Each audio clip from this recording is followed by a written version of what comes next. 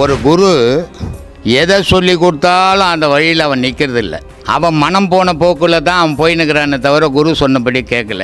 வாயில் ஒன்றா சொல்லிக்கலாம், அவர் குருவு இவர் சீடா அப்படின்னு சொல்லிக்கலாம். அதனால தான் நான் சொல்கிறேன், நான் குரு இல்லை, நான் ஒரு வழிபோக்க மாதிரி.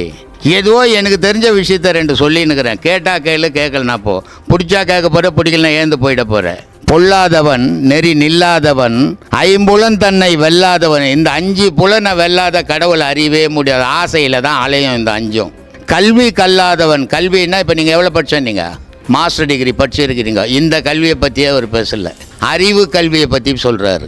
அறிவு கல்வி கல்லாதவன் மெய்யடியார்பல், அவனுடைய பழக்க வழக்கங்கள்லாம் தெய்வ பக்தி கூட இருக்கிறவங்க கூட சேர்றது இல்லையா.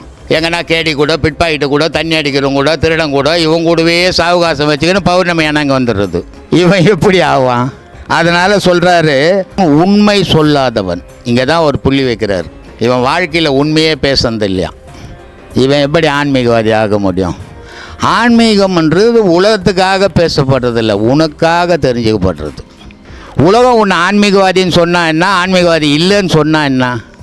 ஆனால் உலகத்துக்காக உன்னுடைய ஆன்மீகம் இருக்கக்கூடாது. ஆன்மீகம் உனக்காக தான் இருக்கணும். அதுதான் ஆன்மீகம். அதுதான் சொல்கிறாரு, கல்வி கல்லாதவன். இவெல்லாம் ஏன் மண்ணில் பிறந்தான், பூமிக்கு பாரமாச்சேன்றார். சரி, இதெல்லாம் இப்படியெல்லாம் இருந்தால் என்னப்பா ஆகும் அப்படின்னா அதுக்கு சொல்கிறார், இப்படி எல்லாரையும் ஒரே மாதிரி நினச்சி இந்த தேகம் எடுத்துட்டோம், இந்த தேகத்தில் இருக்கிற பாவத்தை அழிச்சிடலான்னு சொன்னீங்கன்னா உன் பொருள்னு ஒரு தேனாளவு கூட இந்த உலகத்தில் இருக்காதான். ஏற்றுப்பீங்களா? நாளைக்கு சாப்பாட்டுக்கு ஓணும், இன்றைக்கி ஒருத்தன் பசின்னா கூட பரவாயில்ல, நீ செத்தால சாவு, நாளைக்கு எனக்கு ஓணுண்டான்னு எடுத்து வச்சுக்கிறோமே. எப்படி ஒரு தேனாளவு கூட சொத்து சுகம் இல்லாமல் இருக்கிறது?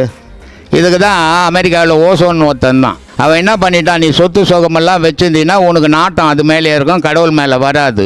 உன்னுடைய சொத்து சுகத்தெல்லாம் முதல்ல ஆசிரமத்துக்கு எழுதிடணும், எழுதின பிறகு தான் உனக்கு உபதேசமே. அந்த மாதிரி எழுதி வாங்கினான் அவன். ஆனால் இவன் அதெல்லாம் எழுத வேணாம், உடலையாவது எழுதி கொடுறான், அது கூட கொடுக்க மாட்டேன்றான். இப்படி இருக்குது சாமி. அதனால் இது அவ்வளோ விளையாட்டான விஷயம் இல்லை. ஆன்மீகம்ன்றது ரொம்ப கடினமான விஷயம்.